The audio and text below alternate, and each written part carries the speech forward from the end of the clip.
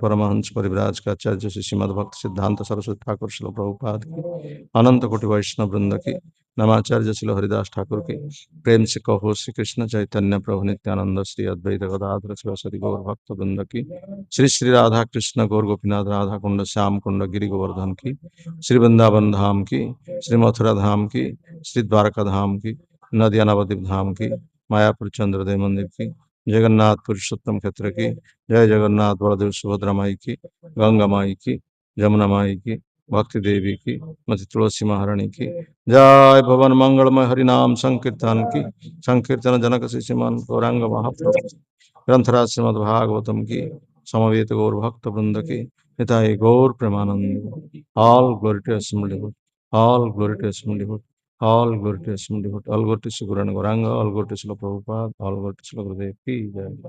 Narayana namaskrutam Narachaiva narottamo Deving Saraswating Vyasam Tato Jayamudiraye Vede Ramanischaiva Purane Bharate Statha Adocante cha madhe cha Hari सर्वत्र गीयते मकं करोति वाचालं पङ्गुलङ्घयते गिरिं यत्कृपास्तमहं वन्दे श्रीगुरुदिनतारिणे परमानन्दमाधव परमानन्द हे माधव पदुगळु चिमकरन्द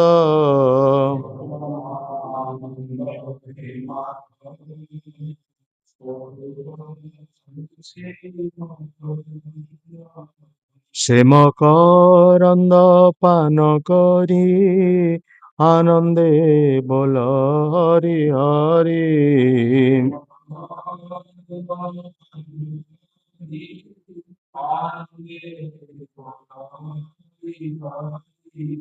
হরিঙ্ক নামে বান্ধবেড়া হরি করিবে চকডোলা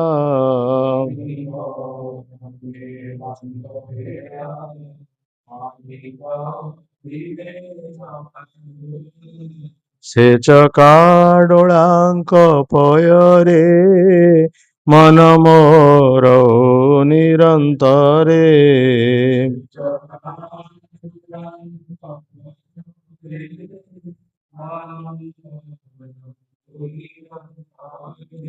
मन मो निरंतरे रहु हा कृष्ण बोली जीव जाओ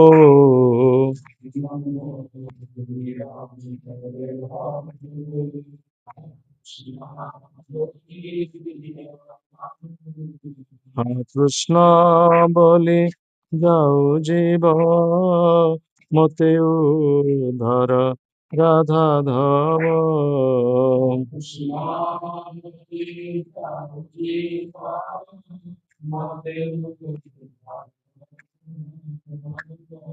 मोते उधर राधा धव मोते उधर राधा धव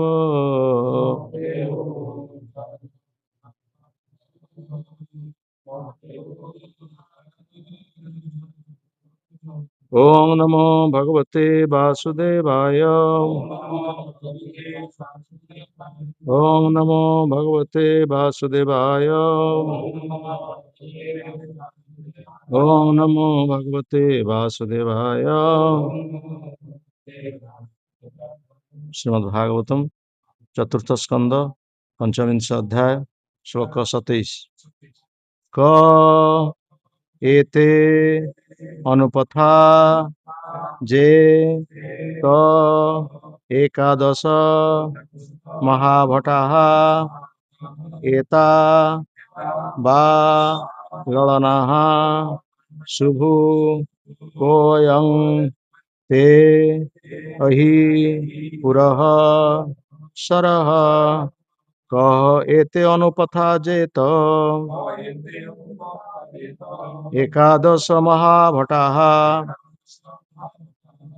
एतावा ललनाः शुभो कोऽयं ते हि पुरःसरः क ते अनुपथा जेत एकादश महाभटाः एतावा ललना शुभो कोऽयं ते हि पुरःसरः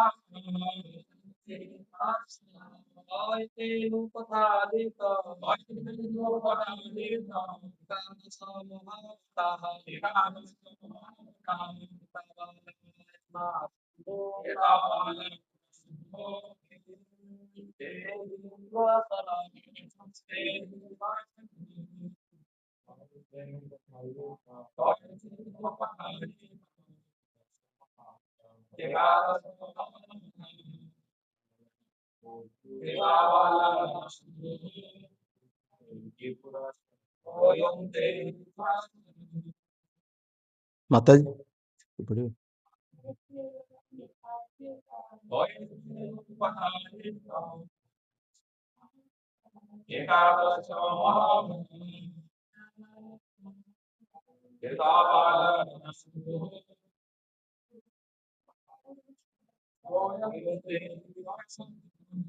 शब्दानुवाद के किए एते एमाने सबु अनुपथा अनुगामी गण जे ଯେଉଁମାନେ ते तुमर एकादश एकादश महाभटा बड़ शक्तिशाली देह रखी एताहा एमाने समस्ते बा मध्य ललना नारीगण शुभु हे शुभु कह किए अयम एहि ते तुमर अहि सर्प पुरः सम्मुखरे स्वर गति करुछि। अनुवाद हे पद्मलोचना ए जो 11 जन देह रखी तुम साथी अछंती एमाने किए एवं से 10टी भृत्य केउ माने पुनश्च अनुगामिनी ए ललनागण किए एवं तुमर सम्मुखवर्ती सर्पटी बा किए शिल प्रभुपादଙ୍କର भावार्थ 5ଟି कर्मेन्द्रिय और 5ଟି ज्ञानेन्द्रिय ए 10ଟି होउछि मनर 10 जन बलिष्ठ भृत्य एमाने मनर निर्देश रे काम करंती मन और 10 इंद्रिय एकत्र 11 जन होउछंती बलिष्ठ देह रखी एमानंकर प्रभुत्व जाहिर करा जायथिबा अंचल मध्यरे शह शह रमणी को एठारे ललना बोली कहा जाउछि। मन बुद्धि अधीन रे कार्य करे एवं मन अधीन रे अछंती 10 इंद्रिय एवं ए 10 इंद्रिय मानक मध्यरे असंख्य कामना पूर्ति हेबा पई रही अछि। ए सब मुख्य प्राणशक्ति उपर निर्भरशील से प्राणशक्ति को एठारे एक सर्प रूप में उपस्थापन करा जाय अछि। जे पर्यंत प्राण अछि से पर्यंत मन काम करे एवं मनर अधीन रे इंद्रियगण काम करती एवं इंद्रियगण अनेक भौतिक कामना जाग्रत करती। प्रकृत पक्षे पुरंजन नामक जीव को बहु सपत्नी टणाटणी करुचंती बिचारा बड़ विषम परिस्थिति पड़ जाइछि। एमाने समस्त जीव को नाना असुविधा नाना चिंता और उद्विग्नता मध्य पकाउछंती किंतु जो व्यक्ति भगवत चरणार बिंदरे संपूर्ण प्रपन्न होइछंती संपूर्ण रूपे भगवानंकर उपरे निर्भरशील हो जाती से समस्त चिंता और उद्विग्नतार मुक्त हो जाती। से प्रहलाद महाराज भौतिक जीवन यापन करुवा व्यक्ति को भगवत चरणार बिंदरे प्रपन्न हेबा निमित्त उपदेश देइछंती। भौतिक जीवन सर्वदा अनित्य अटे यह केबे हेले चिरंतन नुहे। प्रहलाद महाराज उपदेश होउछि तुमे संपूर्ण रूपे भगवत चरणार बिंदरे प्रपन्न हो जा एवं तुमर सबु चिंता और उद्विग्नतार मुक्त हेबा निमित्त तुमर तथाकथित सबु दायित्व भगवान को ऊपर पकई दियो। क एते अनुपथा जेत एकादश महाभटाः एतावा ललना शुभु कोयं ते हि पुरःसरः। हे पद्मलोचना ए जो 11 जन देह रखी तुम साथी अछंती एमाने किए एवं से 10टी भृत्य केउ माने ପୁନଶ୍ଚ ଅନୁଗାମିନୀ ଏ ଲଳନାଗଣ କିଏ ଏବଂ ତୁମର ସମ୍ମୁଖବର୍ତ୍ତୀ ସର୍ପଟି ବା କିଏ? ତ ପୁରଞ୍ଜନ ଯେଉଁ ଗଳ୍ପଟିକୁ ନାରଦ ମୁନି ଉପସ୍ଥାପନ କରୁଛନ୍ତି ରାଜା ପ୍ରାଚୀନ ବହିର୍ଷତଙ୍କ ସମ୍ମୁଖରେ, ରାଜା ପ୍ରାଚୀନ ବହିର୍ଷତଙ୍କ ଉଦ୍ଦେଶ୍ୟରେ ସେ ଗଳ୍ପଟି କୁହାଯାଉଛି ଏବଂ ରାଜା ପ୍ରାଚୀନ ବହିର୍ଷତଙ୍କୁ ହିଁ ପୁରଞ୍ଜନ ବୋଲି କୁହାଯାଉଛି। କାରଣ ପୁରଞ୍ଜନ ହେଉଛି ପ୍ରକୃତ ପକ୍ଷେ ଏକ ଉପଭୋଗକାରୀ ବ୍ୟକ୍ତି ଯିଏକି ସର୍ବଦା ଉପଭୋଗ କରିବାକୁ ଚାହୁଁଛନ୍ତି। ତେଣୁ ରାଜାଙ୍କୁ ତ ପ୍ରତ୍ୟକ୍ଷ ଭାବରେ କହିଲେ ରାଜା ମନ ଭିତରେ କିଛିଟା ଅଲଗା ପ୍ରକାର ଧାରଣା ଆଣିବେ, ସେଥିପାଇଁ ପରୋକ୍ଷ ଭାବରେ ଗୋଟିଏ ପ୍ରତୀକ ଧର୍ମୀ ଗଳ୍ପ କହି ରାଜାଙ୍କର ମନକୁ ପରିବର୍ତ୍ତନ କରିବା ପାଇଁ ନାରଦ ମୁନି ଚାହୁଁଛନ୍ତି। ସେ ସେଠାରେ ଦେଖିଛନ୍ତି ଯେଉଁ ପୁରରେ ଯାଇ ପହଞ୍ଚିଛନ୍ତି ପୁରଞ୍ଜନ, କାଲି ଆମେ ସେ କଥା କହୁଥିଲେ, ହିମାଳୟର ପାଦଦେଶରେ ଗୋଟିଏ ଜଙ୍ଗଲ ମଧ୍ୟରେ ଯେତେବେଳେ ପୁରଞ୍ଜନ ଯାଇ ପହଞ୍ଚନ୍ତି ସେତେବେଳେ ସେ ଦେଖୁଛନ୍ତି ସୁନ୍ଦର ରାଜପ୍ରାସାଦ ରହିଛି ଏବଂ ରାଜପ୍ରାସାଦ ମଧ୍ୟରେ ରହିବାର ସମସ୍ତ ବ୍ୟବସ୍ଥା କରାଯାଇଛି, କିନ୍ତୁ କେହି ସେଠାରେ ନାହାନ୍ତି। ଏବଂ ସବୁଆଡ଼କୁ ଅନ୍ୱେଷଣ କଲା ପରେ ସେ ଦେଖିଛନ୍ତି ଗୋଟିଏ ସୁନ୍ଦରୀ ରମଣୀଟିଏ, ନାରୀଟିଏ ସେ ସ୍ଥାନକୁ ଆସିଛନ୍ତି ଏବଂ ସେ ସୁନ୍ଦର ରମଣୀ ଯିଏକି 10 ଜଣ ଭୃତ୍ୟଙ୍କ ସହିତ ସେ ଆସୁଛନ୍ତି ଏବଂ ସେ 10 ଜଣ ଭୃତ୍ୟ ମଧ୍ୟ ଶହ ଶହ ରମଣୀମାନଙ୍କୁ ସେମାନେ ମଧ୍ୟ ବିବାହ କରିଛନ୍ତି। ତା ସହିତ ସେ 10 ଜଣ ଭୃତ୍ୟ ଆଉ ଜଣେ ବ୍ୟକ୍ତିଙ୍କ ଅନୁଶାସନରେ ସେମାନେ ଶାସିତ ହେଉଛନ୍ତି ଏବଂ ତତ୍ସହିତ ସେ ରମଣୀକୁ ଗୋଟିଏ ସର୍ପ ସୁରକ୍ଷା ଦେଉଛି, ବିରାଟକାୟ ସର୍ପ ସୁରକ୍ଷା ଦେଉଛି। ତେଣୁ ଏ ବିଷୟରେ ପ୍ରଶ୍ନ ଉପସ୍ଥାପନ କରୁଛନ୍ତି ପୁରଞ୍ଜନ। ସେ ନାରୀଙ୍କୁ ସେ ପ୍ରଶ୍ନ ପଚାରୁଛନ୍ତି ଯେ ତୁମର ଯେଉଁ ଏ 10 ଜଣ ଭୃତ୍ୟ ଆସୁଛନ୍ତି ଏମାନେ କିଏ ଏବଂ ସେ 10 ଜଣ ଭୃତ୍ୟ ଯେଉଁମାନଙ୍କ ଅନୁଶାସନରେ କାର୍ଯ୍ୟ କରୁଛନ୍ତି ସିଏ କିଏ ଏବଂ ତା ସହିତ ସେ 10 ଜଣ ଭୃତ୍ୟଙ୍କର ଯେଉଁ ପତ୍ନୀମାନେ ଅଛନ୍ତି, ଶହ ଶହ ପତ୍ନୀମାନେ, ସେମାନେ କିଏ ଏବଂ ତା ସହିତ ତାର ରମଣୀକୁ ଯିଏ ସୁରକ୍ଷା ଦେଉଛି ବା ସେ ନାରୀ ତୁମକୁ ଯିଏ ସୁରକ୍ଷା ଦେଉଛି, ଯେ ସର୍ପ, ଏକ ଭୟଙ୍କର ସର୍ପ, ସେ ସର୍ପଟି କିଏ? ଏଇ ଯେଉଁ ପ୍ରଶ୍ନ ଉପସ୍ଥାପନ କରୁଛନ୍ତି ପୁରଞ୍ଜନ, ତାହାର ଉତ୍ତର ପ୍ରଭୁପାଦ ମହାରାଜ ଭାବାର୍ଥରେ ପ୍ରକାଶ କରୁଛନ୍ତି। ଯେଉଁ ଏଇ ଯେଉଁ ପ୍ରତୀକ ଧର୍ମୀ ଗଳ୍ପ କୁହାଯାଇଛି, ସେ ଯେଉଁ 10 ଜଣ ଭୃତ୍ୟ କଥା କୁହାଯାଇଛି, ସେ 10 ଜଣ ଭୃତ୍ୟ ହେଉଛନ୍ତି 5ଟି କର୍ମେନ୍ଦ୍ରିୟ ଏବଂ 5ଟି ଜ୍ଞାନେନ୍ଦ୍ରିୟ। ଆମର ଯେଉଁ 5ଟି କର୍ମେନ୍ଦ୍ରିୟ ଅଛନ୍ତି ଏବଂ 5ଟି ଜ୍ଞାନେନ୍ଦ୍ରିୟ ଯାହାକି ମନ ନିର୍ଦ୍ଦେଶରେ କାର୍ଯ୍ୟ କରୁଛନ୍ତି। ମନର ନିର୍ଦ୍ଦେଶରେ ଇନ୍ଦ୍ରିୟମାନ କାର୍ଯ୍ୟ କରୁଛନ୍ତି, କାରଣ ଇନ୍ଦ୍ରିୟମାନଙ୍କର ନେତା ହେଉଛନ୍ତି ମନ। 5ଟି କର୍ମେନ୍ଦ୍ରିୟ କ'ଣ? ହସ୍ତ, ପଦ, ମଳଦ୍ୱାର, ମୂତ୍ରଦ୍ୱାର, ଆଉ କ'ଣ? ବାକ୍। ଏଇ ଯେଉଁ ହେଉଛନ୍ତି 5ଟି କର୍ମେନ୍ଦ୍ରିୟ। 5ଟି ଜ୍ଞାନେନ୍ଦ୍ରିୟ ଚକ୍ଷୁ, କର୍ଣ୍ଣ, ନାସିକା, ଜିହ୍ବା ଓ ତ୍ୱକ୍ ବା ଚର୍ମ। ତେଣୁ ଏଇ 5ଟି କର୍ମେନ୍ଦ୍ରିୟ ଏବଂ 5ଟି ଜ୍ଞାନେନ୍ଦ୍ରିୟ ଏମାନେ ସମସ୍ତେ ମନର ନିର୍ଦ୍ଦେଶରେ କାର୍ଯ୍ୟ କରୁଛନ୍ତି। ତେଣୁ ମନ ହେଉଛି ଏମାନଙ୍କର ନେତା। ମନ ଇନ୍ଦ୍ରିୟ ମାନଙ୍କୁ ନିର୍ଦ୍ଦେଶ ଦେଉଛି ଏବଂ ସେ ମନ ବୁଦ୍ଧି ଦ୍ୱାରା ପରିଚାଳିତ ହେଉଛି। ଆଉ ବୁଦ୍ଧି କାହା ଦ୍ୱାରା ପରିଚାଳିତ ହେଉଛି? ନା ଆତ୍ମା ଦ୍ୱାରା ପରିଚାଳିତ ହେଉଛି। ସେ ପ୍ରସଙ୍ଗରେ ଗୋଟେ କୁହାଯାଇଛି, ଗୋଟେ ଯଦି ଏ ଶରୀରଟାକୁ ଗୋଟେ ରଥ ସହିତ ତୁଳନା କରାଯାଏ ଏବଂ ଶରୀରର ରଥୀ ହେଉଛନ୍ତି, ସେ ହେଉଛନ୍ତି ଆତ୍ମା। ଶରୀର ରଥୀ ହେଉଛନ୍ତି ଆତ୍ମା ଏବଂ ବୁଦ୍ଧି ହେଉଛି ସାରଥୀ। ମନ ହେଉଛି ଦୌଡ଼ି, ମନ ବାଗ ଦୌଡ଼ି, ମନ ଦୌଡ଼ି ଆଉ ଇନ୍ଦ୍ରିୟ ମାନେ ହେଉଛନ୍ତି ଅଶ୍ଵ। ଘୋଡ଼ା ମାନେ ସବୁ ଇନ୍ଦ୍ରିୟ ବନ୍ଧା ହେଇଛନ୍ତି ରଥରେ। ତେଣୁ ମନ ରୂପକ ବାଗ ଦୌଡ଼ି ଦ୍ୱାରା ବୁଦ୍ଧି ଯଦି ରଥକୁ ଠିକ ଭାବରେ ନିୟନ୍ତ୍ରଣ କରିପାରିବ, ତାହେଲେ ରଥଟି ଦାଣ୍ଡରେ ଠିକ ଚାଲିବ, ବଡ଼ ଦାଣ୍ଡରେ ଚାଲିବ। ଯଦି ମନ ରୂପକ ବାଗଦୌଡ଼ି ଦ୍ୱାରା ବୁଦ୍ଧି ତାକୁ ନିୟନ୍ତ୍ରଣ କରିପାରେ ନା, ମନ ତାର ନିର୍ଦ୍ଦେଶରେ କାର୍ଯ୍ୟ କରେ, ଇନ୍ଦ୍ରିୟ ମାନଙ୍କୁ ଯଦି ଛାଡ଼ିଦିଏ, ଲଗାମ ଛାଡ଼ିଦିଏ, ତାହେଲେ ଇନ୍ଦ୍ରିୟ ମାନେ ଇଆଡ଼େ ସିଆଡ଼େ ଟାଣିକି ନେଇକି ଖାଲରେ ରଥକୁ ପକେଇଦେବେ। ତେଣୁ ସେଥିପାଇଁ ମନକୁ ନିର୍ଦ୍ଦେଶ ଦେବା ହେଉଛି ବୁଦ୍ଧିର କାମ ଏବଂ ବୁଦ୍ଧିକୁ ନିର୍ଦ୍ଦେଶ ଦେବା ହେଉଛି ଆତ୍ମାର କାମ। କିନ୍ତୁ ମନ ଏଠି ସୁପ୍ରିମାସି ହେଇଯାଉଛି, ମନ ସମସ୍ତଙ୍କୁ ନିର୍ଦ୍ଦେଶ ଦେଇଦେଉଛି, ଅର୍ଥାତ୍ ମନ ବୁଦ୍ଧିକୁ ନିୟନ୍ତ୍ରଣ କରିଦେଉଛି, ପୁଣି ଆତ୍ମାକୁ ମଧ୍ୟ ନିୟନ୍ତ୍ରଣ କରୁଛି। ଏ ମନ ହେଉଛି ଏଭଳି ଏକ ବସ୍ତୁ। ମନ ଏବଂ ମନୁଷ୍ୟାଣ କାରଣ ବନ୍ଧ ମୋକ୍ଷ ବୋଲି କୁହାଯାଇଛି। ଏଇ ମନ ଦୁଷ୍ଟ ମନ ବୋଲି କୁହାଯାଉଛି। ମନ ହେଉଛି ଜୀବର ବନ୍ଧନର କାରଣ ଏବଂ ମନ ହେଉଛି ମଧ୍ୟ ମୁକ୍ତିର କାରଣ। ମନକୁ ଯଦି ଆମେ ପ୍ରକୃତ ପକ୍ଷେ ନିୟନ୍ତ୍ରଣ କରିବା ବା ଲଗାମ ଦେବା, ବୁଦ୍ଧି ଦ୍ୱାରା ତାକୁ ଲଗାମ ଦେବା, ତାହେଲେ ସେ ମନ ଆମର ବନ୍ଧୁ ହେବ।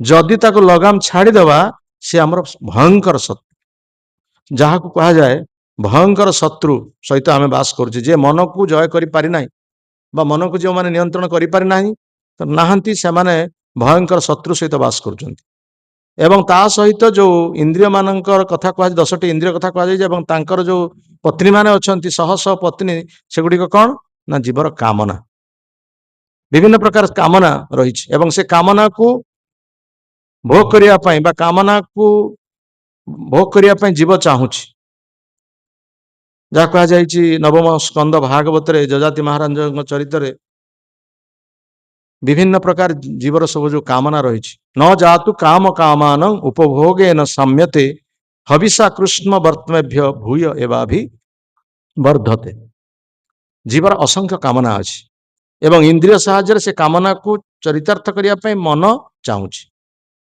तेणु जदि मन को आम नियंत्रण न करवा तेणु विभिन्न प्रकार कामना द्वारा मन इंद्रिय मान बसीभूत हे से कामना को भोग करने चाहिए जोटा जजाति महाराज निज पत्नी को कहते कारण से पत्नी को भोग कर अर्थात पत्नी सहित संपर्क रखिकी वर्ष वर्ष काल संपर्क रखिकी शांत हो पारना बा से आनंद परितृप्ति होना से कहते ये भौतिक जीवर बा ये जो जड़ जीव जो कहुई ये जीवर एते कामना रही ये कामना हूँ अनंत कामना आम पढ़ुलु इकोनॉमिक्स रे the human wants are unlimited असीम कामना अनंत कामना से कामना को चरितार्थ करने आम चेष्टा करवा गोटे कामना को चरितार्थ कले आउ गोटे कामना एवं से कामना को चरितार्थ करने आउ गोटे कामना यही भाव अनंत कामना जमी समुद्र लहड़ी आसुची आम लहड़ी को गणी पारानी सेमती कामना को आम कौन प्रकार गणी पारानी तेणु से जजाति महाराज निजर समीक्षा कर पत्नी कहते ये कामना एत अनंत एत प्रबल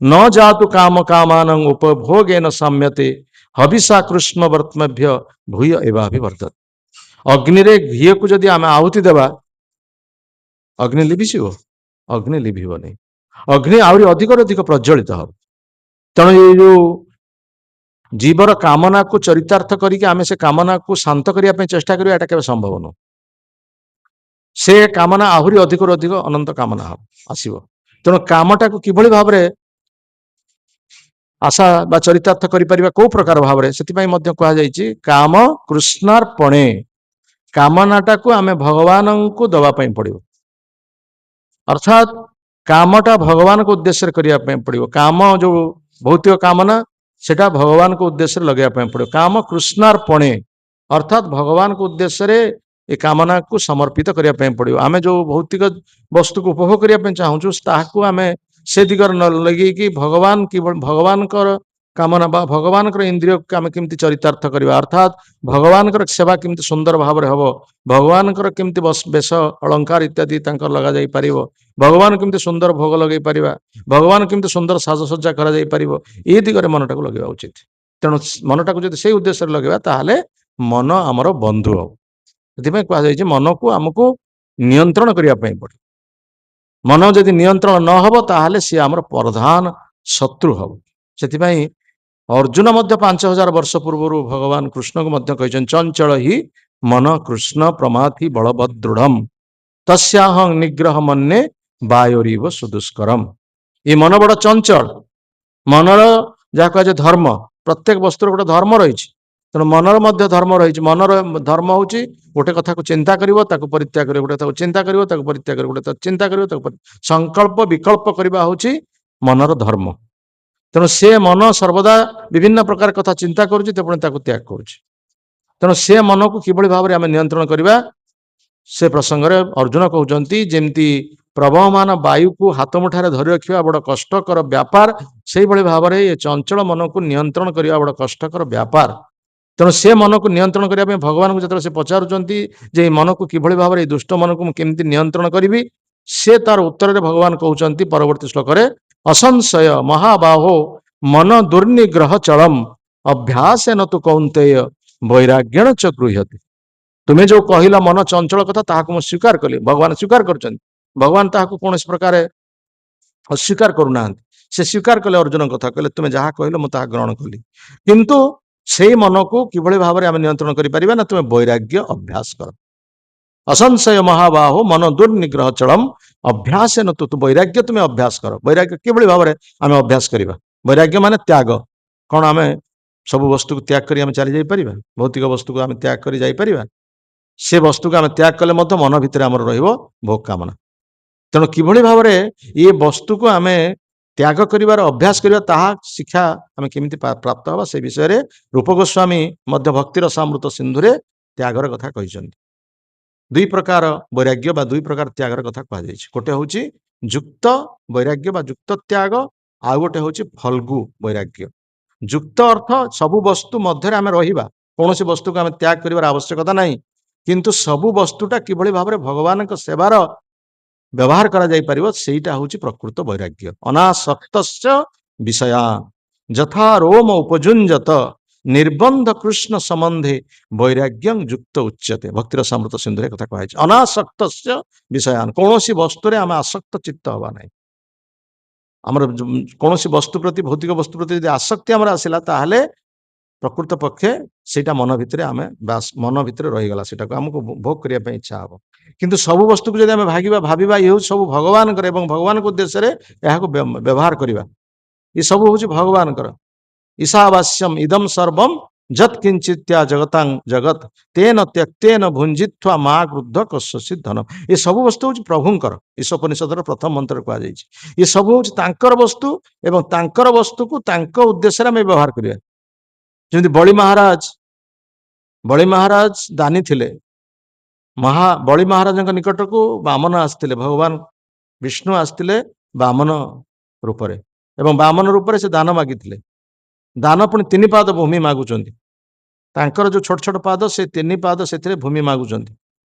କିନ୍ତୁ ଶୁକ୍ରାଚାର୍ଯ୍ୟ ତାଙ୍କର ଗୁରୁ ଜାଣିପାରିଲେ ଯେ ଇଏ ସାଧାରଣ ବ୍ୟକ୍ତି ନୁହନ୍ତି, ସାଧାରଣ ବାମନ ନୁହନ୍ତି, ଇଏ ହେଉଛନ୍ତି ପ୍ରକୃତ ପକ୍ଷେ ସ୍ୱୟଂ ଭଗବାନ ବିଷ୍ଣୁ। ଇଏ ସମସ୍ତ ବସ୍ତୁ ତୁମର ନେଇଯିବା ପାଇଁ ଚାହାନ୍ତି, ତେଣୁ ତୁମେ ତାଙ୍କୁ ଦାନ ଦିଅ ନା। ମନା କରୁଛନ୍ତି ବଳି ମହାରାଜଙ୍କୁ। ଶୁକ୍ରାଚାର୍ଯ୍ୟ ତାଙ୍କର ଗୁରୁ ମନା କରୁଛନ୍ତି, ତାଙ୍କୁ ଦାନ ଦିଅ ନା, ଦାନ ଦେଲେ ତୁମର ସବୁ କିଛି ନେଇଯିବେ, ତୁମ ଶୌର୍ଯ୍ୟ ବୀର୍ଯ୍ୟ ସବୁ କିଛି ସେ ଅପହରଣ କରିବେ, ତେଣୁ ତାଙ୍କୁ ଦାନ ଦିଅ ନା। କିନ୍ତୁ ବଳି ମହାରାଜ, ଯିଏକି ପ୍ରହ୍ଲାଦଙ୍କର ସେ ନାତି, ଆଉ ସିଏ ହିଁ ପ୍ରକୃତ ଜାଣିଛନ୍ତି ଜୀବନର ଲକ୍ଷ୍ୟ କ'ଣ ଏବଂ ଜୀବନର ପ୍ରକୃତ ଉଦ୍ଦେଶ୍ୟ କ'ଣ। ଯଦିଓ ତାଙ୍କ ଭିତରେ ଗର୍ବ ଥିଲା ମୁଁ ଏକ ବଡ଼ ଦାନୀ, କିନ୍ତୁ ତଥାପି ପ୍ରହ୍ଲାଦ ମହାରାଜଙ୍କର ବଂଶଧର ହେଇଥିବା ହେତୁ ସେ ପ୍ରକୃତ ବସ୍ତୁ ତତ୍ତ୍ୱଟାକୁ ଜାଣିଛନ୍ତି। ସିଏ ପ୍ରହ୍ଲାଦ ମହାରାଜଙ୍କର ବଂଶଧର ହେଇଥିବା ହେତୁ ସିଏ ବଳି ମହାରାଜ କହୁଛନ୍ତି ତାଙ୍କ ଗୁରୁ ଶୁକ୍ରାଚାର୍ଯ୍ୟଙ୍କୁ, କହିଲେ ଗୁରୁଦେବ ଇଏ ବସ୍ତୁ ସବୁ କାହାର? ମୁଁ ଯୋଉ ବସ୍ତୁ ଦାନ ଦଉଛି ଏ ସବୁ କାହାର ବସ୍ତୁ? ତାଙ୍କର ବସ୍ତୁ। ସେ ସବୁ ତାଙ୍କର ବସ୍ତୁ, ସିଏ ନିଜେ ମାଗିବା ପାଇଁ ଆସୁଛନ୍ତି। ସେ ତ ମୋ ଠାରୁ ଅଧିକାର କରିନିଅନ୍ତେ, ମୋ ଠାରୁ ଜବରଦସ୍ତି ସେ ନେଇଯାଆନ୍ତେ। ସେ ପୁଣି ମାଗୁଛନ୍ତି ମତେ, ସିଏ ଭାବୁଛନ୍ତି ମୁଁ ହଉଛି ମାଲିକ। ଆରେ ମୁଁ ମାଲିକ ନୁହେଁ, ସିଏ ହଉଛନ୍ତି ମାଲିକ। ମାଲିକ ହେଇକି ପୁଣି ଯେତେବେଳେ ମାଗିବା ପାଇଁ ଆସୁଛନ୍ତି, ତାଙ୍କୁ ମୁଁ ଯଦି ଦାନ ନଦେବି ବା ତାଙ୍କୁ ଯଦି ତାଙ୍କର ବସ୍ତୁ ମୁଁ ନଦେବି, ତାହେଲେ ମୁଁ କି ପ୍ରକାର ଦାନୀ, ମୁଁ କି ପ୍ରକାର ରାଜା? ଏ ପ୍ରକାର ଭାବରେ ଶୁକ୍ରାଚାର୍ଯ୍ୟଙ୍କୁ ଉତ୍ତର ଦେଲେ ଏବଂ ଶୁକ୍ରାଚାର୍ଯ୍ୟଙ୍କର କଥାକୁ ରକ୍ଷା କଲେ ନାହିଁ, ବା ଶୁକ୍ରାଚାର୍ଯ୍ୟଙ୍କ କଥାକୁ ସମ୍ପୂର୍ଣ୍ଣ ଭାବରେ ଅସ୍ୱୀକାର କଲେ। ତେଣୁ ବଳି ମହାରାଜଙ୍କ କ'ଣ କ୍ଷତି ହେଲା?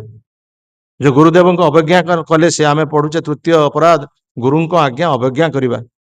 ଗୁରୁଙ୍କ ଆଜ୍ଞାକୁ ତ ଅବଜ୍ଞା କଲେ ବଳି ମହାରାଜ, ତାହେଲେ ତାଙ୍କର କ'ଣ କ୍ଷତି ହେଲା? ବଳି ମହାରାଜଙ୍କର କିଛି କ୍ଷତି ହେଇଛି? ନାଇଁ, କାରଣ ସେ ଭଗବାନଙ୍କ ଉଦ୍ଦେଶ୍ୟରେ କରିଛନ୍ତି। ତେଣୁ ସେଥିପାଇଁ କୁହାଯାଏ ଯୋଉ ଗୁରୁ ଯେ ଭଗବାନଙ୍କୁ ପାଇବା କ୍ଷେତ୍ରରେ ପ୍ରତିବନ୍ଧକ ସୃଷ୍ଟି କରନ୍ତି, ସେଭଳି ଗୁରୁ ଗୁରୁ ନୁହନ୍ତି। ସେ ଗୁରୁ ନୁହନ୍ତି, ସେ ହେଉଛନ୍ତି ଗୋରୁ, ୱାଡରଫୁଲ ଏନିମାଲ ବୋଲି କୁହାଯାଇଛି। ଚତୁଷ୍ପଦ ପଶୁ ସେ ଗୁରୁ ନୁହନ୍ତି, ସେ ହେଉଛନ୍ତି ଗୋରୁ। ସେଥିପାଇଁ ପଞ୍ଚମ ସ୍କନ୍ଦ ଭାଗବତରେ ଋଷଭଦେବ ମଧ୍ୟ କହିଛନ୍ତି, ଗୁରୁର୍ ନ ସସ୍ୟାତ୍ ସ୍ୱଜନଂ ନ ସସ୍ୟାତ୍ ପିତା ନ ସସ୍ୟାତ୍ ଜନନୀ ନ ସସ୍ୟାତ୍ ପତି ନ ସସ୍ୟାତ୍ ଦୈବ ନ ସସ୍ୟାତ୍ ନ ମୋଚୟତ ଯେ ସମପେତ ମୃତ୍ୟୁ। ସେ ଗୁରୁ ହେବା ଉପଯୁକ୍ତ ନୁହେଁ। ଯଦି ଗୁରୁ ପ୍ରକୃତରେ ଶିଷ୍ୟ ବା ଛାତ୍ରକୁ କୃଷ୍ଣ ଚେତନା ଉପଦେଶ ନ ଦିଅନ୍ତି, ସବୁ ବସ୍ତୁ ଭଗବାନଙ୍କର, ଏ ସବୁ ବସ୍ତୁ ତାଙ୍କର, ତାଙ୍କ ଉଦ୍ଦେଶ୍ୟରେ ଆମର ସବୁ ବସ୍ତୁ ବ୍ୟବହାର କରିବା ଉଚିତ, ଏଭଳି କଥା ଯେ ଶିକ୍ଷା ନ ଦିଅନ୍ତି, କୃଷ୍ଣ ଚେତନଶୀଳ କଥା ଯେ ନ କୁହନ୍ତି, ସେ ଗୁରୁ ଗୁରୁ ନୁହନ୍ତି। ସେ ଗୁରୁ ପ୍ରକୃତରେ ଗୁରୁ ନୁହନ୍ତି। ସେଇଭଳି ଗୁରୁଙ୍କୁ ଗ୍ରହଣ କରିବା ଉଚିତ ନୁହେଁ। ସେଇଭଳି ଭାବରେ ପିତା, ପ୍ରକୃତରେ ପିତା ଯିଏ, ସେ ପୁତ୍ର କନ୍ୟାଙ୍କୁ କୃଷ୍ଣ ଚେତନା ମାର୍ଗରେ ଉପଦେଶ ଦେବା ଉଚିତ। ଯୋଉମାନେ ନେତୃସ୍ଥାନରେ ଅଛନ୍ତି, ପିତା ହୁଅନ୍ତୁ, ଗୁରୁ ହୁଅନ୍ତୁ, ଶିକ୍ଷକ ହୁଅନ୍ତୁ, ବା ନେତା ହୁଅନ୍ତୁ, ଶାସକ ହୁଅନ୍ତୁ, ଯିଏ ହୁଅନ୍ତୁ ନା କାହିଁକି, ଯୋଉମାନେ ନେତୃସ୍ଥାନରେ ଅଛନ୍ତି, ଲିଡରସିପ୍ ଯୋଉମାନେ କରୁଛନ୍ତି, ସେମାନେ ପ୍ରକୃତ ପକ୍ଷେ ଏଇ ଚେତନାଟାକୁ ଗ୍ରହଣ କରିବା ଉଚିତ। କୃଷ୍ଣ ଚେତନା ଗ୍ରହଣ କରିକି ସେମାନେ ତାଙ୍କର ଅନୁଗତ ମାନଙ୍କୁ କୃଷ୍ଣ ଚେତନା ଶିକ୍ଷା ଦେବା ଉଚିତ। ଭାଗବତ ସେଇ କଥା କୁହାଯାଉଛି। ପତି ନ ସସ୍ୟାତ୍, ସେ ପତି ବା ସ୍ୱାମୀ ହେବା ଉପଯୁକ୍ତ ନୁହେଁ ଯେ ତାର ପତ୍ନୀକୁ ଏଇ ଚେତନା ନ ଦଉଛି। ତେଣୁ ଏଇ ପ୍ରକାର ଚେତନା ନ ଦେଇଥିବା ହେତୁ ସେଇଭଳି ବସ୍ତୁକୁ ସେମାନେ ତ୍ୟାଗ କରିଛନ୍ତି। ଗୁରୁ ଗୁରୁଙ୍କୁ ତ୍ୟାଗ କଲେ ବଳି ମହାରାଜ, ପିତାଙ୍କୁ ତ୍ୟାଗ କଲେ ପ୍ରହ୍ଲାଦ ମହାରାଜ। ପିତାଙ୍କୁ ବହୁ କଥା ବୁଝେଇଛନ୍ତି ପ୍ରହ୍ଲାଦ ଯେ ତୁମେ କାହିଁକି ନିଜକୁ ଭଗବାନ ବୋଲି କହୁଛ, ତୁମେ ଅସୁରମାନଙ୍କ ଭିତରେ ଶ୍ରେଷ୍ଠ, କିନ୍ତୁ ନିଜକୁ ତୁମେ ଭଗବାନ ବୋଲି କାହିଁକି କହୁଛ? ଭଗବାନ ହଉଛନ୍ତି ପ୍ରଭୁ ବିଷ୍ଣୁ, ମହାବିଷ୍ଣୁ ଭଗବାନ, ସିଏ ହଉଛନ୍ତି ଭଗବାନ, ହଉଛନ୍ତି କୃଷ୍ଣ, ସିଏ ହଉଛନ୍ତି ଭଗବାନ, ଆପଣ କାହିଁକି ନିଜକୁ ଭଗବାନ ବୋଲି କହୁଛନ୍ତି? ଯେତେ କଥା ବୁଝେଇଲେ ମଧ୍ୟ ହିରଣ୍ୟକଶିପୁ ବୁଝିବା ପାଇଁ ନାରାଜ। ଶେଷରେ ପ୍ରହ୍ଲାଦ ନିରୁପାୟ, ଆଉ କିଛି କରିପାରୁନାହାନ୍ତି, ଯେତେ ପ୍ରକାର ବୁଝେଇଲେ କିନ୍ତୁ ବୁଝିଲେନି। ସେଥିପାଇଁ ନୃସିଂହଦେବଙ୍କ ହସ୍ତରେ ହିରଣ୍ୟକଶିପୁ ନିହତ ହେଲେ ପ୍ରହ୍ଲାଦ ମହାରାଜଙ୍କ ପାଇଁ। ସେଇଭଳି ଭାବରେ ଜନନୀ ଜନନୀ ଯେ ମା, ସେ ମାଙ୍କୁ ମଧ୍ୟ ତ୍ୟାଗ କଲେ ଭରତ, ରାମଚନ୍ଦ୍ରଙ୍କର ଭାଇ। ଭରତ ମହାରାଜ ଯେତେ ଜାଣିଲେ ଯେ କୈକେୟୀ ମାଙ୍କ ପାଇଁ ଆଜି ମୋର ପ୍ରଭୁ, ଯେ ମୋର ଭଗବାନ, ଯୋଉ ରାମଚନ୍ଦ୍ର ମହାପ୍ରଭୁ, ସେ ଆଜି ବନବାସ କରୁଛନ୍ତି, ମୋତେ ରାଜଗାଦି ଦେବା ପାଇଁ ମୋ ପ୍ରଭୁ ଭଗବାନଙ୍କୁ ଆଜି ବନବାସ ପଠେଇଦେଲେ ମୋ ମା।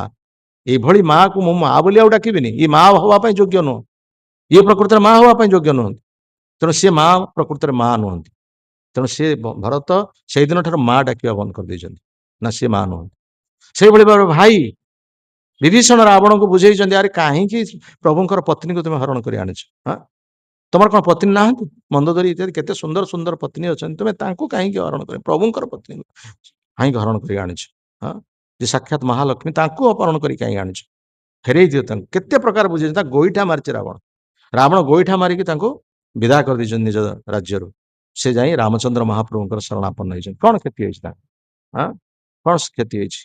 ପ୍ରଥମ ସାକ୍ଷାତରେ ରାମଚନ୍ଦ୍ର ମହାପ୍ରଭୁ ବିଭୀଷଣଙ୍କୁ ଲଙ୍କାର ଅଭିଷେକ କରିଦେଇଛନ୍ତି, ରାଜ୍ୟର ସେ ଅଭିଷେକ କରିଦେଇଛନ୍ତି, ଲଙ୍କାର ରାଜା ବୋଲି ଲଙ୍କେଶ ବୋଲି ସମ୍ବୋଧନ କରିଛନ୍ତି। ଇଏ ଗୋଟିଏ ଗୋଟିଏ ମୁଣ୍ଡ ରାବଣ ଶିବଙ୍କୁ ଦଉଥିଲେ, ପ୍ରତ୍ୟେକ ଯେତେବେଳେ ପୂଜା କରୁଥିଲେ ଶିବଙ୍କୁ ଗୋଟିଏ ଗୋଟିଏ ମୁଣ୍ଡ ଦଉଥିଲେ, କିନ୍ତୁ ସେ ମୁଣ୍ଡ ଦେଇକି ମଧ୍ୟ ଲଙ୍କାର ରାଜାରୁ କଟିଗଲେ ଏବଂ ସେ ରାବଣ ନିହତ ହେଲେ। କିନ୍ତୁ ଏ ଖାଲି ଟିକେ ମୁଣ୍ଡଟି ନଇଁ ଦେଲେ ରାବଣ ରାମଚନ୍ଦ୍ର ମହାପ୍ରଭୁଙ୍କ ପାଖରେ ବିଭୀଷଣ କେବଳ ମୁଣ୍ଡଟି ନଇଁବା ହେତୁ ରାବଣ ଚାଲିଗଲେ, ଲଙ୍କାର ରାଜା ହେଇଗଲେ ବିଭୀଷଣ। ଇଏ ହଉଛି କହିବାର କଥା। ଠିକ ସେଇଭଳି ଭାବରେ ପତି, ପ୍ରକୃତ ପକ୍ଷେ ସେଇ ପତିର ପ୍ରକୃତ କର୍ତ୍ତବ୍ୟ ହଉଛି କୃଷ୍ଣ ଚେତନା ଶିକ୍ଷା ଦେବା। ସମସ୍ତ ପତି ବନ୍ଧୁ ଇତ୍ୟାଦି ସମସ୍ତଙ୍କୁ ତ୍ୟାଗ କରି ଯିଏ ହଉଛନ୍ତି ଆମର ମୁଖ୍ୟ ପତି ବା ଯିଏ ହଉଛନ୍ତି ପ୍ରକୃତରେ ପତି, ସେଇ ଭଗବାନଙ୍କ ପାଇଁ ଗୋପୀମାନେ ସବୁ କିଛି ତ୍ୟାଗ କରିଦେଲେ। ମଜ୍ଜନ୍ନେନ ଭାବେନ ଭକ୍ତି କୁର୍ବନ୍ତି ତେଦୃଢା ମତ୍କୃତ୍ୟ ତ୍ୟକ୍ତ କର୍ମଣା ତ୍ୟକ୍ତ ସ୍ୱଜନ ବାନ୍ଧବ। କପିଳ ଦେବ ତାଙ୍କର ମାତା ଦେବହୂତି କହୁଛନ୍ତି, ମୋ ପାଇଁ ସବୁ କିଛି ଯେ ତ୍ୟାଗ କରିପାରେ ସେ ହଉଛନ୍ତି ପ୍ରକୃତରେ ଉତ୍ତମ ଭକ୍ତ, ସେ ହଉଛନ୍ତି ସର୍ବଶ୍ରେଷ୍ଠ ଭକ୍ତ। ଯେମିତି ଗୋପୀମାନେ ତାଙ୍କର ନିଜ ପତିକୁ ତ୍ୟାଗ କରିଦେଲେ କୃଷ୍ଣଙ୍କ ପାଇଁ। କୃଷ୍ଣ ହଉଛନ୍ତି ଆମର ପରମ ପତି, ସେ ହଉଛନ୍ତି ଆମର ମୁଖ୍ୟ ପତି, ସେ ହଉଛନ୍ତି ଆମର ମୁଖ୍ୟ କାନ୍ତ, ସେ ହଉଛନ୍ତି ପ୍ରକୃତରେ ଆମର କାନ୍ତ, ସେ ହଉଛନ୍ତି ପ୍ରକୃତରେ ଆମର ପତି। ତାଙ୍କ ପାଇଁ ଏମାନେ ସମସ୍ତେ ବନ୍ଧୁ ବାନ୍ଧବ ଶାଶୁ ଶ୍ୱଶୁର ସମସ୍ତଙ୍କୁ ତ୍ୟାଗ କରି କୃଷ୍ଣଙ୍କ ପାଖରେ ପହଞ୍ଚିଲେ। ତେଣୁ ଭଗବାନ କୃଷ୍ଣଙ୍କ କଥା ଯେ ଶିକ୍ଷା ଦଉନାହାନ୍ତି ବା ସେ ପ୍ରକୃତ ପକ୍ଷେ ତାଙ୍କର ଅନୁଗତ ମାନଙ୍କୁ ଏଇଭଳି ଶିକ୍ଷା ଯେ ନ ଦଉଛନ୍ତି, ତାହେଲେ ସେଇ ପୋଷ୍ଟରେ ସେମାନେ ରହିବା ଉପଯୁକ୍ତ ନୁହନ୍ତି, ଏଇ କଥା କୁହାଯାଇଛି। ତେଣୁ ସେ ଯାହା ହଉ, ତେଣୁ ମନର ପ୍ରକୃତ ପକ୍ଷେ କାର୍ଯ୍ୟ ହଉଛି, ମନ ଇନ୍ଦ୍ରିୟ ମାନଙ୍କୁ ପ୍ରକୃତ ପକ୍ଷେ ଉପଯୁକ୍ତ ନିର୍ଦ୍ଦେଶ ଦେଇକି ଭଗବତ ସେବାରେ ନିଯୋଗ କରିବା କଥା। ଆଉ ସେ ମନକୁ ବୁଦ୍ଧି ଏବଂ ଆତ୍ମା ନିୟନ୍ତ୍ରଣ କରିବେ। ଆଉ ବୁଦ୍ଧି ଏବଂ ଆତ୍ମା ଯଦି ମନର ନିର୍ଦ୍ଦେଶ ରହିଗଲା, ତାହେଲେ ସବୁ ନଷ୍ଟ ହେଇଯିବ, ସବୁ କିଛି ନଷ୍ଟ ହେଇଯିବ। ତେଣୁ ସେଥିପାଇଁ ମନ ହଉଛି ସବୁଠାରୁ ଗୁରୁତ୍ୱପୂର୍ଣ୍ଣ ବସ୍ତୁ। ସେଇ ମନକୁ ଆମେ କିଭଳି ଭାବରେ ନିୟନ୍ତ୍ରଣ କରିବା, ସେଇ କଥା ମଧ୍ୟ ଶାସ୍ତ୍ରରେ କୁହାଯାଇଛି। ଭଗବାନ କହିଲେ ବୈରାଗ୍ୟ ତୁମେ ଅଭ୍ୟାସ କର, ଅନାସକ୍ତସ୍ୟ ବିଷୟାନ୍ ଯଥା ରୋମ ଉପଯୁଞ୍ଜତ ନିର୍ବନ୍ଧ କୃଷ୍ଣ ସମ୍ବନ୍ଧେ ବୈରାଗ୍ୟ ଯୁକ୍ତ। ସବୁ ବସ୍ତୁଟା ଭଗବାନଙ୍କର ବୋଲି ଭାବିବା ଉଚିତ, ସବୁ ବସ୍ତୁ ତାଙ୍କର ବସ୍ତୁ ଏବଂ ଇନ୍ଦ୍ରିୟ ମାନଙ୍କୁ ତାଙ୍କର ସେବାରେ ନିଯୁକ୍ତ କରିବା ଉଚିତ, ଯୋଉଟାକି ଅମ୍ବରୀଶ ମହାରାଜ ନବମ ସ୍କନ୍ଦ ଭାଗବତରେ ମଧ୍ୟ କହିଛନ୍ତି। ସବେ ମନଃ କୃଷ୍ଣ ପଦାର ବିନ୍ଦୟୋର୍, ପ୍ରଥମେ ମନ କଥା କହିଲେ, କାରଣ ମନ ଯୋଉ ଦୁଷ୍ଟ ମନ, ସେଇ ମନକୁ ଭଗବାନଙ୍କ ପାଦ ପଦ୍ମରେ ନିଯୁକ୍ତ କର। ଗୀତାରେ ମଧ୍ୟ ଭଗବାନ କହିଲେ, ମନ୍ମନା ଭବ ମଦ୍ ଭକ୍ତୋ ମଜ୍ଜାଜି ମାଂ ନମସ୍କୁରୁ, ମନରେ ସର୍ବଦା ତୁମେ ମତେ ରଖ। ମନଟା ବିଭିନ୍ନ ଆଡକୁ ମନ ଚିନ୍ତା ନ କରି ମୋ ପାଖରେ ମନଟାକୁ ଲଗାଅ, ମନଟାକୁ ମତେ ଦିଅ, ମନଟାକୁ ତୁମେ ଅନ୍ୟ କୁଆଡେ ଦିଅ ନା, ମତେ ଦିଅ ବୋଲି ଭଗବାନ ନିଜେ କହୁଛନ୍ତି। ମନ୍ମନା ଭବ, ଯଦି ତୁମେ ନ କରିପାରୁଛ, ମନଟା ମତେ ନ ଦେଇ ପାରୁଛ, ମୋର ଭକ୍ତ ହୁଅ। তুমি ମନଟାକୁ ଯଦି ନ ଦେଇପାରୁଛ, ମନ ଯଦି ନିୟନ୍ତ୍ରଣ ନ କରିପାରୁଛ, ତାହେଲେ ମୋର ଭକ୍ତ ମାନେ 4ଟା ସାଧନ ବିଧି କଡାକଡି ଭାବରେ ପାଳନ କର। 4ଟା ସାଧନ ବିଧି, ମାଛ ମାଂସ ଅଣ୍ଡା ପିଆଜ ରସୁଣ ଛାଡ, ପାନ ବିଡି ସିଗାରେଟ ଗୁଡାକୁ ଚା କଫି ମଦ ଗଞ୍ଜ ଅଫିମ ଛାଡ, ଦ୍ୱିତୀୟ କ୍ରୀଡା ଛାଡ, ଅବୈଧ ସ୍ତ୍ରୀ ସଙ୍ଗ ଛାଡ, ମୋର ଭକ୍ତ ହୁଅ। ଆଚ୍ଛା, ସେଟା ଯଦି କଷ୍ଟ ହଉଛି, ଭକ୍ତ ହବା ଯଦି କଷ୍ଟ ହଉଛି, ମଜ୍ଜାଜି ମୋର ପୂଜା କର, ଧୂପ ଟିକେ ବୁଲା, ଫୁଲ ଟିକେ ଦିଅ, ମୋ ପ୍ରତି ଅନୁରକ୍ତ ହୁଅ। ନା ତାହା ବି କରିପାରିବେନି। ତାହେଲେ ମୋର ନମସ୍କାର କରିବାଟା କଷ୍ଟ ନୁହଁ? ମତେ ନମସ୍କାର କର, ମତେ ପ୍ରଣାମ କର, ମତେ ଦେଖିକି ତମେ ପ୍ରଣାମ କର, ସେଟା ବି କଷ୍ଟ, ସେଟା ବି କରିପାରିବନି। ଆମେ ନମସ୍କାର କରିପାରିବା, ଆମେ ପ୍ରଣାମ କରିପାରିବା ଭଗବାନଙ୍କୁ ଦେଖିକି। ତେଣୁ ଏ ପ୍ରକାର ଭାବରେ କେତେ ଅପସନ ଭଗବାନ ଦଉଛନ୍ତି। ପ୍ରଥମେ ମନଟାକୁ ଦିଅ। ଯୋଉମାନେ ମନକୁ ନ ଦଉଛନ୍ତି ତାହେଲେ ତୁମେ ଭକ୍ତ ହୁଅ। ଯଦି ଭକ୍ତ ନ ହେଇପାରୁଛ ମୋର ପୂଜା କର, ଯଦି ପୂଜା ନ କରିପାରୁଛ ମୋତେ ନମସ୍କାର କର। ଏପରିକି ଅର୍ଜୁନକୁ ଭଗବାନ କହିଲେ ଯେ ସବୁ ସମୟରେ ତୁମେ ମନକୁ ମତେ ଦିଅ। ମନଟାକୁ ଅନ୍ୟ କୁଆଡେ ନ ଦେଇକି ତୁମେ ସବୁ ସମୟରେ ମତେ ମନଟାକୁ ଦିଅ। ତସ୍ମାତ୍ ସର୍ବେଷୁ କାଳେଷୁ ମାମ ଅନୁସ୍ମର ଯୁଧ୍ୟଚ ମର୍ଯ୍ୟର୍ପିତ ମନ ବୁଦ୍ଧି ମାଂ ଏବେସ୍ୟସି। ତମେ ସବୁ ସମୟରେ ମନଟାକୁ ମତେ ଦିଅ। ଯେତେବେଳେ ଯୁଦ୍ଧ ବି କରୁଛ ସେତେବେଳେ ମଧ୍ୟ ତୁମେ ମନକୁ ମତେ ଦିଅ। କାହିଁକି ନା ଯୁଦ୍ଧ କରୁଥିବା ସମୟରେ ଶତ୍ରୁ ପକ୍ଷରେ ଯେତେବେଳେ ସ୍ୱର ଆସୁଛି ସେତେବେଳେ କଣ ମନଟା କଣ ଭଗବାନଙ୍କୁ ଆମେ ଦେଇପାରିବା? କିନ୍ତୁ ସେ ସମୟରେ ମଧ୍ୟ ଭଗବାନ କହୁଛନ୍ତି ତୁମେ ମନକୁ ମତେ ଦିଅ। এই ପ୍ରକାର ଭାବରେ ମନକୁ ନିୟନ୍ତ୍ରଣ କରିବା ପାଇଁ କୁହାଯାଉଛି। ଭକ୍ତି ସିଦ୍ଧାନ୍ତ ସରସ୍ୱତୀ ଠାକୁର ଯେ ଆମର ପ୍ରଭୁପାଦ ଯେ ଆମର ପ୍ରତିଷ୍ଠାତା ତାଙ୍କର ଗୁରୁ ଭକ୍ତି ସିଦ୍ଧାନ୍ତ ସରସ୍ୱତୀ ଠାକୁର, ସେ କହିଛନ୍ତି ଏଇ ଦୁଷ୍ଟ ମନକୁ ନିୟନ୍ତ୍ରଣ କରିବା ପାଇଁ ସକାଳୁ ଉଠିକି କଣ କର ନା 100 ପ୍ରହାର ଜୋତାରେ ପିଟ। ଜୋତାରେ ପିଟ ଏଇ ମନକୁ। କଣ ଜୋତାରେ ପିଟିବା? ଆମେ ଜୋତାରେ ପିଟିବା ମାନେ ପ୍ରଭୁଙ୍କୁ ଦର୍ଶନ କର। ମଙ୍ଗଳ ଆରତୀ କରାଯାଇଛି, ମନ୍ଦିରରେ ବ୍ୟବସ୍ଥା କରାଯାଇଛି। ପ୍ରତ୍ୟେକ ମନ୍ଦିର ପ୍ରଭୁପାଦ ମହାରାଜ ବ୍ୟବସ୍ଥା କରିଛନ୍ତି। ମଙ୍ଗଳ ଆରତୀରେ ଭଗବାନଙ୍କୁ ଦର୍ଶନ କର ଏବଂ ତାପରେ ଭଗବାନଙ୍କର ଦିବ୍ୟ ନାମ ଜପ। ହରେ କୃଷ୍ଣ କୃଷ୍ଣ କୃଷ୍ଣ ହରେ ହରେ, ହରେ ରାମ ରାମ ରାମ ହରେ ହରେ। ତେଣୁ ଭଗବାନଙ୍କର ନାମ ଆମେ କରୁଛେ ଉଚ୍ଚାରଣ। ସେଇ ସମୟରେ ମନଟା ସ୍ଥିର ଥାଏ, ମନ କୌଣସି ପ୍ରକାର ଭାବରେ ବିଚଳିତ ନଥାଏ। ତେଣୁ ସେ ସମୟରେ ଆମକୁ ନାମ ଜପ କରିବା ପାଇଁ ପଡିବ। ତାପରେ ଶୋଇବା ପୂର୍ବରୁ ଯଦି କିଛି ବାକି ରହିଛି ତାହେଲେ ସେଇ ମନକୁ 100 ପ୍ରହାର ଛାଞ୍ଚୁଣିରେ ପିଟ। ଛାଞ୍ଚୁଣିରେ ପିଟ ଅର୍ଥାତ୍ ସେ ମନ ଭଗବାନଙ୍କର ଚିନ୍ତା କର, ଭଗବାନଙ୍କ ନାମ ଜପ କର। ଆଉ ଯଦି କିଛି ବଳକା ଅଛି ନାମ କର। এই ପ୍ରକାର ଭାବରେ ଏଇ ଦୁଷ୍ଟ ମନକୁ ଆମେ ନିୟନ୍ତ୍ରଣ କରିପାରିବା। ତା ନହେଲେ ଏ ମନ ଏଭଳି ମନ, ଏ ମନ ଏଭଳି ଏକ ଶତ୍ରୁ। କେତେ ବଡ ମୁନି ଋଷି ମାନଙ୍କର ସେମାନେ ମଧ୍ୟ ନିୟନ୍ତ୍ରଣ କରିପାରୁନାହାନ୍ତି। ଆଉ କାହା କଥା କହିବା? ବିଶ୍ୱାମିତ୍ର ଋଷିଙ୍କ କଥା କୁହାଯାଇଛି। 60,000 ବର୍ଷ, ଆମେ ତ 5 ମିନିଟ୍ ଆମ ମନକୁ ସ୍ଥିର କରିପାରୁନେ, ସେ 60,000 ବର୍ଷ ତପସ୍ୟା କରିଛନ୍ତି। କଣ ହେଲା ତାପରେ? ମେନକାର ଋଣଝୁଣୁ ନୃତ୍ୟରେ, ମେନକାର ଯୋଉ ନୃତ୍ୟରେ ବିଶ୍ୱାମିତ୍ରଙ୍କ ତପସ୍ୟା ଭଙ୍ଗ ହେଇଗଲା। ଖାଲି ଯେ ତପସ୍ୟା ଭଗ୍ନ ହେଇଗଲା ନା ତାହା ନୁହଁ, ବିଶ୍ୱାମିତ୍ର ମେନକାକୁ କଣ କଲେ? ବିବାହ ମଧ୍ୟ କଲେ। ବିବାହ କରିକି ତାଙ୍କ ଔରସରେ ଗୋଟେ କନ୍ୟା ସନ୍ତାନ ମଧ୍ୟ ହେଇଛି। କଣ ତାଙ୍କର କନ୍ୟା ସନ୍ତାନଙ୍କ ନାମ? ଶକୁନ୍ତଳା। ଶକୁନ୍ତଳା ଅର୍ଥ ଶକୁନ ହଉଛି ଶାଗୁଣା। ଶାଗୁଣା ମାନେ ସେ ପିଲାକୁ ସୁରକ୍ଷା ଦେଇଥିଲେ। ଅର୍ଥାତ୍ ଯେତେବେଳେ ପିଲାଟି ଜନ୍ମ ହେଇଗଲା ଏମାନେ ଲଜ୍ଜା ହେଇଗଲା।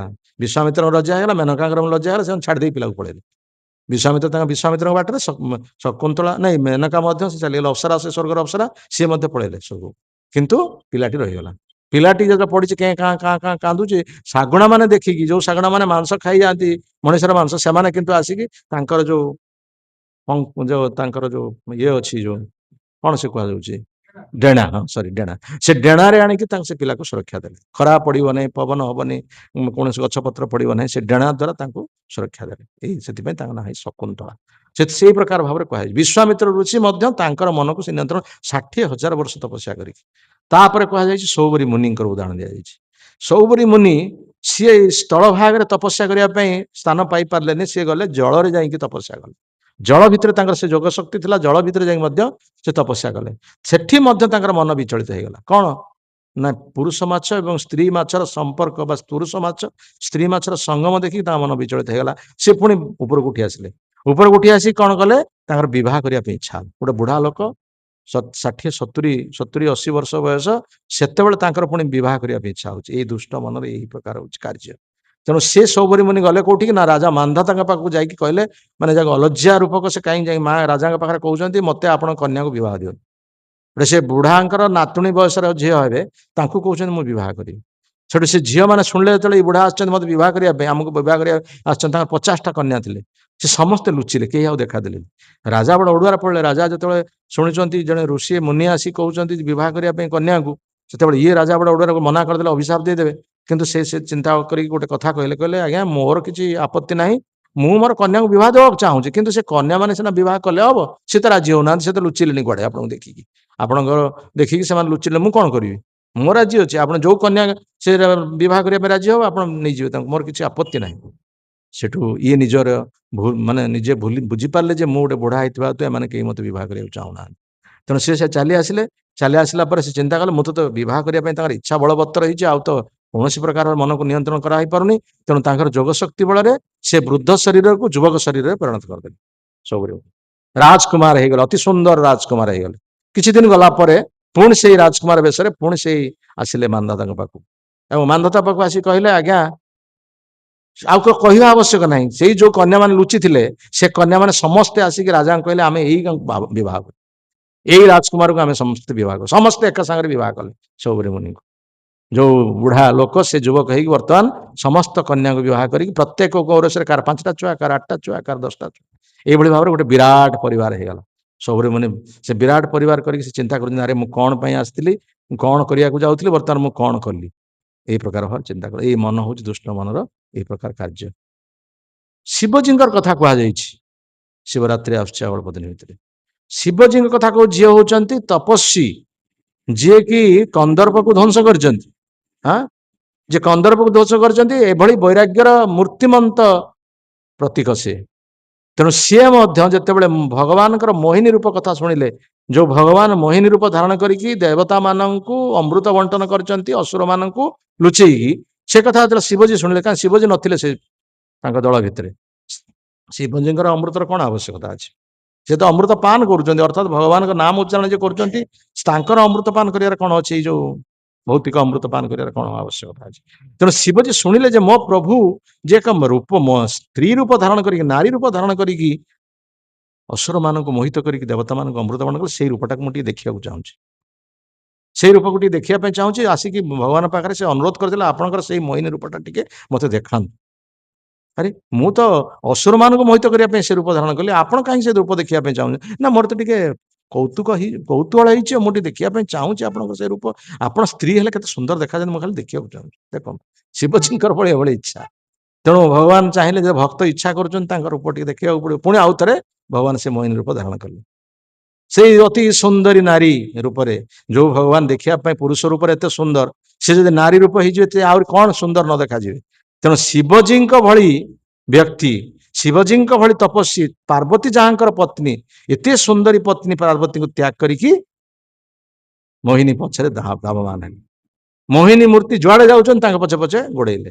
ମୋହିନୀ ମୂର୍ତ୍ତି ତାଙ୍କୁ ଆକର୍ଷଣ କରିବା ପାଇଁ ଟିକେ ଆଖିରେ ମାନେ ଯାହା କୁହାଯାଏ ଆଖିରେ ଛଟା ମାରୁଥାନ୍ତି, ଇଶାରା, ସିଆଡେ ଆଖି ଇଶାରା ଦିଆହଉଛି, ଶାଢୀ ଖସେଇ ଦିଆଯାଉଛି। ଏ ପ୍ରକାର ଭାବରେ ତାଙ୍କୁ କେମିତି ଆକୃଷ୍ଟ କରିବା ପାଇଁ ଭଗବାନ ବ୍ୟବସ୍ଥା କରନ୍ତି। କେତେ ଶିବଜୀ ମୋ ପ୍ରତି ଆକୃଷ୍ଟ ହଉଛି, ଆଉ ସେ ସମ୍ଭାଳି ପାରିଲାନି, ଶେଷରେ ପୁଣି ଆଲିଙ୍ଗନ ମଧ୍ୟ କରିଦେଲେ। ଏ ପ୍ରକାର ଅବସ୍ଥା, ଯେଭଳି ଆଲିଙ୍ଗନ କଲେ ସେତେବେଳେ ଭଗବାନ ତାଙ୍କର ରୂପ ଧାରଣ କଲେ। କହିଲେ କଣ ଶିବଜୀ ଆପଣ ଏ କଣ କରୁଛନ୍ତି ଆପଣ? ଭଗବାନ କହିଲେ ମୁଁ ପ୍ରକୃତ ପକ୍ଷେ ଆଜି ମୁଁ ଆପଣଙ୍କ ପାଖରେ ହାରିଲି, ଆଉ ମୋର ହାରିବାଟା ହଉଛି ପ୍ରକୃତରେ ଆପଣଙ୍କ ପାଖରେ ହାରିଲି, ମୋର ଏଇଟା ହଉଛି ମୋର ପ୍ରକୃତରେ ମୁଁ ଜିତିଛି, ମୁଁ ହାରି ନାହିଁ। ଭକ୍ତ ଭଗବାନ ପାଖରେ ହାରିବା କଣ? ଭକ୍ତ ଭଗବାନ ପାଖରେ ସେ ଆପଣଙ୍କ ସେ ଜଣେ ପ୍ରଶ୍ନ ପଚାରିଥିଲେ ଆମର ଭୁବନେଶ୍ୱରରେ, ଏଇ ବିଷୟରେ ଆଲୋଚନା ହଉଥିଲା, ଭକ୍ତିଚର ମହାରାଜ କ୍ଲାସ ଦଉଥିଲେ ଏଇ ସମୁଦ୍ର ମନ୍ଥନ ବିଷୟରେ। ଜଣେ ପ୍ରଶ୍ନ ପଚାରିଲେ ଭକ୍ତ ଯେ ଶିବଜୀଙ୍କ ଭଳି ଜଣେ ତପସ୍ୱୀ କାହିଁକି ସେ ଭଗବାନଙ୍କର ଏଇ ଯୋଉ ମୋହିନୀ ରୂପ ଦେଖିକି ଆକର୍ଷିତ ହେଲେ ଏବଂ ତାଙ୍କୁ ଆଲିଙ୍ଗନ କିଭଳି ଭାବରେ କଲେ, ସିଏ କିଭଳି ଭାବରେ ସେ ନିଜକୁ ନିୟନ୍ତ୍ରଣ କରିପାରିଲେନି। ଶିବଜୀ ଯେତେବେଳେ ନିୟନ୍ତ୍ରଣ ନ କରିପାରୁଛନ୍ତି, ଆମେ କିଭଳି ନିୟନ୍ତ୍ରଣ କରିପାରିବୁ? ଏଇ ପ୍ରଶ୍ନ ଯେତେବେଳେ ପଚାରିଲେ, ଗୋଟେ କ୍ରିଟିକାଲ କ୍ୱେଶ୍ଚେନ୍, ଭକ୍ତିଚର ମହାରାଜ ତାର ଆନ୍ସାର ଦେଲେ ଯେ ଶିବଜୀ ଯଦି ପରମ ଭକ୍ତ, ଭଗବାନଙ୍କର ସେ ପରମ ଭକ୍ତ, ଭକ୍ତ ଭଗବାନ ପ୍ରତି ଆକର୍ଷିତ ନହବ ତ ଆଉ ଆକର୍ଷିତ କିଏ ହବ? ଭକ୍ତ ସେ ଭଗବାନ ପ୍ରତି, କୃଷ୍ଣ ଶବ୍ଦର ଅର୍ଥ ହଉଛି ଆକର୍ଷଣୀୟ। ତେଣୁ ସିଏ ଶିବଜୀ ଭକ୍ତ ହେଇଥିବା ହେତୁ ସେ କୃଷ୍ଣ ପ୍ରତି ଆକର୍ଷିତ ହେଇକି ଆଲିଙ୍ଗନ କଲେ, କଣ ଅସୁବିଧା ଅଛି? ସେ ଭଗବାନଙ୍କୁ ଆଲିଙ୍ଗନ କରୁଛନ୍ତି, ସେ ତ ଆଉ କାହାକୁ ସ୍ତ୍ରୀକୁ ଆଲିଙ୍ଗନ କରୁନାହାନ୍ତି, ସେ ଭଗବାନଙ୍କୁ ଆଲିଙ୍ଗନ କରୁଛନ୍ତି। ଆଉ ଭଗବାନ ତ ଆକର୍ଷଣୀୟ, ସିଏ ତ ହଉଛନ୍ତି ଆନନ୍ଦର ଆଧାର, ଆଉ ତାଙ୍କ ପ୍ରତି ଆକର୍ଷିତ ହେଇ ସେ ତାଙ୍କୁ ଆଲିଙ୍ଗନ କଲେ, କଣ ଅସୁବିଧା ଅଛି? ସେଠୁ ସେ ଯିଏ ପ୍ରଶ୍ନ ପଚାରିଥିଲେ ଚୁପ୍ ହେଇଗଲେ, ଆଉ କିଛି କହିପାରିଲେ। ଏଇ ହଉଛି କହିବାର ତାତ୍ପର୍ଯ୍ୟ। ସେ ଯାହା ହଉ ଶିବଜୀଙ୍କର ଅବସ୍ଥା ଏଇଭଳି। ଅନ୍ୟାନ୍ୟ କଥା ମଧ୍ୟ ସମସ୍ତଙ୍କ କଥା କୁହାଯାଇଛି। ଆଉ ଗୋଟେ ଭାଗବତର କଥା କୁହାଯାଇଛି, ଯେମିତି ବ୍ୟାଧ ଶିକାର କରୁଛି, ଶିକାର କରିକି ସବୁ ପଶୁପକ୍ଷୀ ଶିକାର କରି ତାର ରଖୁଛି, ତାର ପାଛିଆରେ ରଖୁଛି, ଏବଂ ରଖିକି ପୁଣି ପରବର୍ତ୍ତୀ ଶିକାର ପାଇଁ ଚେଷ୍ଟା କରୁଛି, କିନ୍ତୁ ରଖିକି ମଧ୍ୟ ସିଏ ଚାହୁଁଛି ଏଇ ଯୋଉମାନେ ଅଛନ୍ତି କାଳେ ସେମାନେ ଉଡି ପଳେଇବେ କି। ସେଇଭଳି ଭାବରେ ଇଏ ଦୁଷ୍ଟ ମନକୁ କେବେ ହେଲେ ଆମେ ବିଶ୍ୱାସ କରିବା ଉଚିତ ନୁହଁ। এই ଦୁଷ୍ଟ ମନକୁ ଆମେମାନେ କେବେ ହେଲେ ବିଶ୍ୱାସ କରିବା ଉଚିତ ନୁହେଁ। ହଁ ମନ ତ ଠିକ ଅଛି, ଆମେ ଠିକ ଭାବରେ କାର୍ଯ୍ୟ କରୁଛେ, ସେଥିପାଇଁ ସତର୍କ ଦୃଷ୍ଟି ରଖିବା ଦରକାର। ଏ ମନ କେତେବେଳେ କୌଣସି ପ୍ରକାର ଭାବରେ ଆମକୁ ଧୋକା ଦେଇଦେବ। ସେଥିପାଇଁ ମନ ଉପରେ ସର୍ବଦା ଲଗାମ, ମନ ଉପରେ ସର୍ବଦା ନିୟନ୍ତ୍ରଣ ରଖ। ସେଥିପାଇଁ ଏଇ ପୁରଞ୍ଜନ ରାଜାଙ୍କ କଥା କୁହାଯାଇଛି। ପୁରଞ୍ଜନ ରାଜା ଯୋଉ ପ୍ରଶ୍ନ ପଚାରୁଛନ୍ତି ଯେ ତୁମର ଯୋଉ 10ଟି ଭୃତ୍ୟ ଅଛନ୍ତି ଏବଂ ସେ 10ଟି ଭୃତ୍ୟ ଏକ ଜଣ ବ୍ୟକ୍ତିଙ୍କ ଦ୍ୱାରା ନିୟନ୍ତ୍ରିତ ହେଉଛନ୍ତି, ସିଏ କିଏ? 10 ଜଣ ହେଉଛନ୍ତି 10ଟି ଇନ୍ଦ୍ରିୟ, ତା ସହିତ ଇଏ ହେଉଛନ୍ତି ମନ, ମନ ନିର୍ଦ୍ଦେଶରେ ଇନ୍ଦ୍ରିୟ ମାନେ କାର୍ଯ୍ୟ କରୁଛନ୍ତି ଏବଂ ସେ ଇନ୍ଦ୍ରିୟ ମାନଙ୍କର ଯୋଉ ପତ୍ନୀ ମାନେ ଅଛନ୍ତି ସେ ହଉଛି କାମନା। ସେ କାମନା ଭୌତିକ କାମନା ଏବଂ ସେ ଭୌତିକ କାମନାକୁ ଚରିତାର୍ଥ କରିବା ପାଇଁ ଇନ୍ଦ୍ରିୟ ମାନେ ସର୍ବଦା ଚେଷ୍ଟା କରୁଛନ୍ତି। କିନ୍ତୁ ସେଇ ଦୁଷ୍ଟ ମନକୁ ଯେତେବେଳେ ଆମେ ଭଗବାନଙ୍କର ଦ୍ୱାରା ଆମେ ଭଗବାନଙ୍କୁ ମନଟା ଆମେ ଦେଇଦେବା, ସେଇ ମନଟାକୁ ଯଦି ଭଗବାନଙ୍କ ଉଦ୍ଦେଶ୍ୟରେ ବ୍ୟବହାର କରିବା, ତାହେଲେ ପ୍ରକୃତ ପକ୍ଷେ ଇନ୍ଦ୍ରିୟ ମାନେ ମଧ୍ୟ ପ୍ରଭୁଙ୍କର ସେବା କରିବେ। ଭଗବାନଙ୍କର ଅନ୍ୟ ଏକ ନାମ ହଉଛି ହୃଷିକେଶ, ଆଉ ମନ ଇନ୍ଦ୍ରିୟ ମାନଙ୍କର ଅନ୍ୟ ଏକ ନାମ ହଉଛି ହୃଷିକ। ତେଣୁ ହୃଷିକ ଅର୍ଥାତ୍ ଇନ୍ଦ୍ରିୟ ମାନଙ୍କୁ ଯଦି ଭଗବାନଙ୍କର ସେବାରେ ଲଗାଇଲେ, ତାହେଲେ ଇଏ ମନ ସ୍ଥିର ହବ, ଇନ୍ଦ୍ରିୟ ମାନେ ମଧ୍ୟ ପ୍ରକୃତିରେ ଆନନ୍ଦ ପାଇବେ, ଏ ଜୀବ ମଧ୍ୟ ଆନନ୍ଦ ପାଇବେ। ଏଇ ପ୍ରସଙ୍ଗ ଆସିବ ବର୍ତ୍ତମାନ ପୁରଞ୍ଜନ କିଭଳି ଭାବରେ ସେ ଉପଭୋଗ କରିବେ ସେ ପତ୍ନୀକୁ ଏବଂ ତା ପରବର୍ତ୍ତୀ ତାଙ୍କର କଣ ଅବସ୍ଥା ହବ, ଶତ୍ରୁମାନେ କେମିତି ଆସିବେ, ପରବର୍ତ୍ତୀ ସମୟରେ ସେ ସବୁ ବିଷୟରେ ଆଲୋଚନା କରାଯିବ। जय ग्रंथराज श्रीमद् भागवतम की, शील प्रभुपाद महाराज की, जय श्रील गुरुदेव की, समवेत गौर भक्त वृंद की, अनंत कोटि वैष्णव वृंद की, निताई गौर प्रेमानंदे हरि हरि। शील प्रभुपाद की जय, श्रील गुरुदेव की। प्रश्न कर